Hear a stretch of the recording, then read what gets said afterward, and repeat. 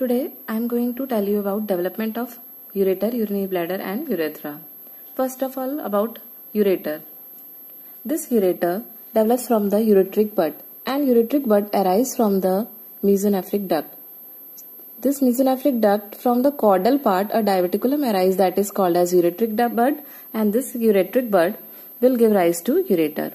Upper dilated part of the ureter will form the renal pelvis, which further divide to form major calyces, and this major calyces further divides to form minor calyces, collecting ducts and collecting tubules.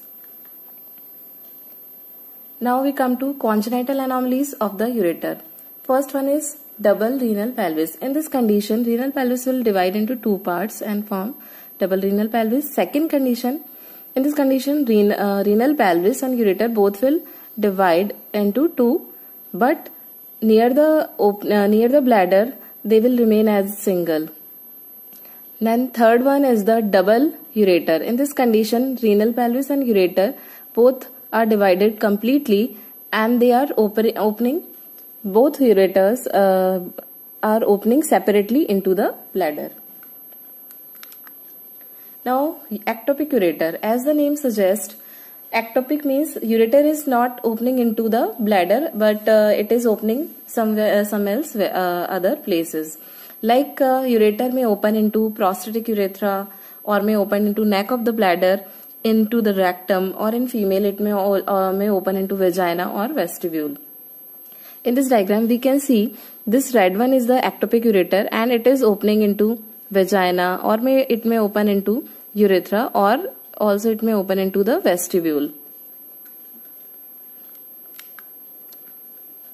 Now we come to development of urinary bladder. Urinary bladder develops from the endodermal cloaca, but the trigone of the urinary bladder, it is mesodermal in origin because it is developing due to absorption of the mesonephric ducts. So the whole ureter is endodermal in origin except trigone, which is mesodermal.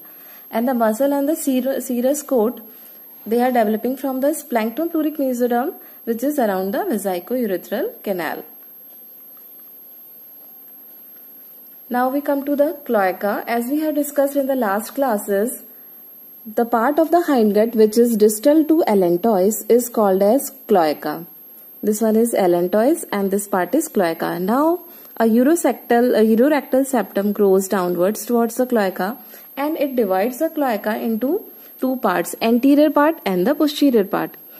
Part anterior to the urorectal septum is called as primitive urogenital sinus. This one is primitive urogenital sinus, and we can see this is continuous with the allantois, and posterior part is called as primitive rectum.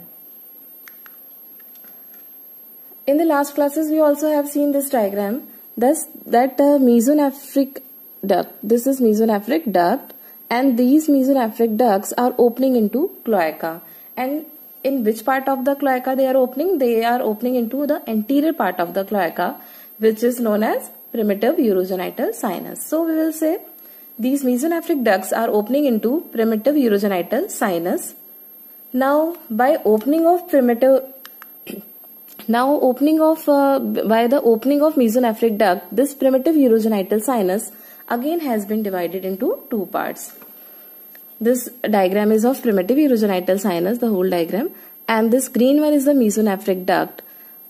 Now the primitive urogenital sinus is divided into two parts by opening of mesonephric duct. The part above the opening of mesonephric duct, which is purple one, is called as vesico-urethral canal, and part below the opening of mesonephric duct, which is orange one, this is called as definitive urogenital sinus.